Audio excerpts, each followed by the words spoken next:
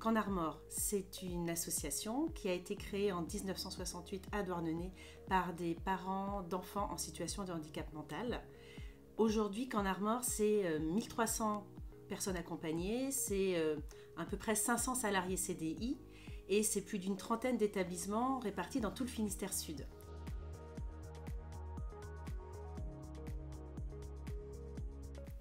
Donc, au niveau des attentes sur le nouveau logiciel, on en avait plusieurs. Donc, la première, c'est en lien avec les écueils qu'on a rencontrés sur l'ancien, c'était qu'on voulait avoir une vision commune, que tous nos établissements utilisent le même outil pour accompagner les personnes qui viennent dans nos établissements et qu'on ait aussi une certaine vision, une certaine pratique homogène, harmonisée au niveau des pratiques de l'accompagnement.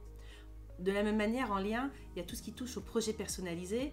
On n'avait pas réussi à le mettre en place dans l'ancien logiciel usagé. Là, c'était vraiment un objectif, c'est que tout le process concernant le projet personnalisé soit vraiment intégré dans ce nouveau DUI. On avait la thématique protection des données, donc la réglementation générale sur la protection des données, la RGPD. Toutes ces données sensibles concernant les usagers, on voulait que tout soit intégré uniquement dans le DUI parce que celui-là, il est agréé hébergeur de données de santé. Donc on voulait qu'il n'y ait plus de dossiers, de papier ou de dossiers informatiques à droite à gauche.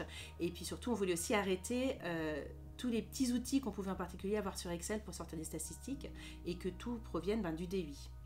Bon, c'est pas parce qu'on le veut qu'on y arrive, mais c'est l'objectif final, quoi. Et il nous reste après le dernier point, c'est tout ce qui touche au référentiel socle. Voilà, tout ce qui touche à l'identité-vigilance, à la messagerie sécurisée de santé, l'accès à mon espace santé. Voilà, c'est l'occasion de mettre tout ça en place dans ce nouvel outil.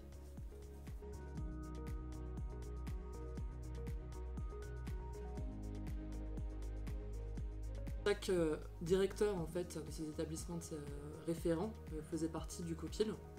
Et puis après, au sein de chaque établissement, on a nommé des référents métiers, qui représentaient pareil la diversité des typologies de métiers qui existent.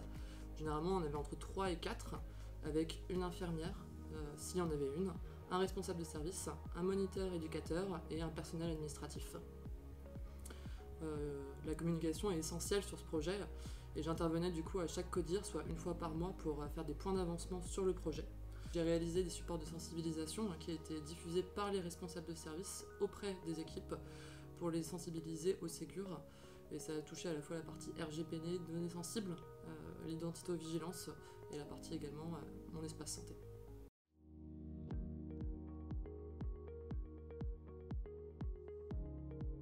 Alors, on a d'abord candidaté auprès de l'ARS pour obtenir un financement spécifique Ségur du numérique.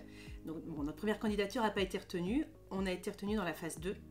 Alors, les conséquences de cette phase 2, c'était qu'on devait choisir le prestataire via un appel d'offres marché public. Alors, pour nous qui sommes association à but non lucratif, c'était une grande première. Donc, c'était quand même une première difficulté. Donc pour ça, on s'est fait accompagner du RESA, qui a été un peu notre garde-fou pour s'assurer que notre dossier était bien complet et avait bien toutes les pièces qu'il fallait pour publier l'appel d'offres. Donc avant d'arriver à ce dossier d'appel d'offres, il a fallu qu'on fasse un cahier des charges. Et pour ça, on avait déjà recruté Laura en tant que chef de projet et elle a fait le tour de tous les établissements pour recueillir leurs besoins, leurs attentes pour le nouveau logiciel. Comme on en avait déjà un, ils pouvaient déjà nous donner un peu qu'est-ce qu'ils voulaient surtout ne pas avoir et qu'est-ce qu'ils auraient aimé avoir. À partir de là, le cahier des charges a été rédigé, il a été validé en COPIL et on a pu publier le marché public. Un des éléments qu'on avait indiqué dans le marché public, c'était qu'on voulait que tous les candidats fassent l'objet d'une audition par un panel de salariés représentatifs de nos métiers et de nos établissements. Donc chacun a été audité, il y avait 24 salariés et au terme de ces auditions, les salariés ont noté l'outil présenté, en particulier sur l'ergonomie. Alors, on est en marché public, il y a une grille de notation qui est connue lorsqu'on dépose le dossier. Cette notation des salariés n'était pas très impactante sur la note globale, mais on trouvait que c'était quand même important qu'ils donnent leur avis. Et il s'avère que le logiciel qui arrivait en première place auprès des salariés, c'est celui qu'on a retenu.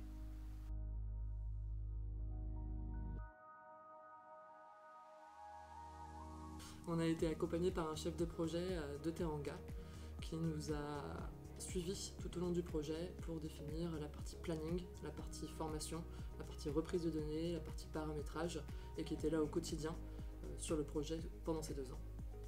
Et le déploiement en fait s'est fait par vague. On a eu en tout 7 vagues de déploiement, avec sur chaque vague entre 2 à 5 établissements concernés. Le choix de l'association, ça a été de former l'ensemble des salariés, aussi bien les services généraux que les cadres, que les IDE et les moniteurs éducateurs. Et on a différencié en fait 2 types de formations. Les formations référents, qui eux étaient formés entre 3 et 4 jours en fonction de la typologie de service, et la formation était assurée là par Teranga. Et la formation des utilisateurs finaux, qui eux étaient formés une demi-journée, majoritairement par mois et parfois par l'éditeur.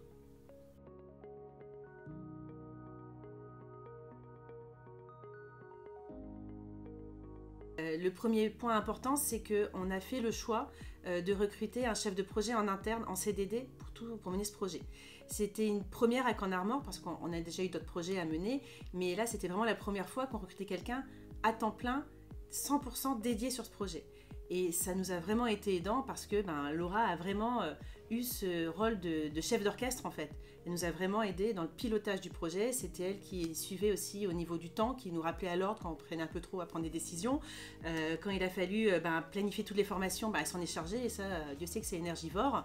Quand il a fallu faire des reprises de données, à un moment, elle a donné un coup de main. Elle nous a aussi fait tous les outils de communication. Et ça, c'est très important.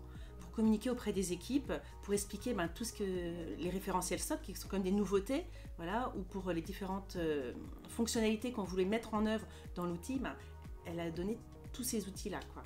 Et elle nous a aussi fait quelques manuels de procédure, et ça, c'est quand même important. Un autre point clé, c'est au niveau de la direction des établissements. Donc oui, on a un chef de projet qui pilote bien le projet, mais il faut qu'au niveau des établissements, on ait les cadres de direction qui donnent le tempo, qui donnent le rythme aux équipes, qui les informent régulièrement. Donc là encore, tous les outils de communication faits par Laura, ils étaient présentés en coordination aux cadres. Eux, après, ils les redescendaient auprès des équipes dans les réunions hebdomadaires ou les réunions générales pour vraiment parler régulièrement du projet, que tout le monde sache vers où on va, pourquoi on développe ces fonctionnalités, pourquoi on développe ces différents référentiels socles. Et le dernier point, c'est qu'on a mis en place le logiciel à un instant T avec les fonctionnalités disponibles par le prestataire. On sait qu'on va avoir au moins 2 mises à jour par an à venir. Comment on fait pour les absorber, pour éventuellement les mettre en place? Nous, on va mettre en place un club utilisateur qui aura pour charge de s'approprier ces mises à jour, de réfléchir à quel est l'intérêt ou pas de les mettre en place et si on met en place comment. Voilà. On va essayer de faire durer dans le temps ce projet.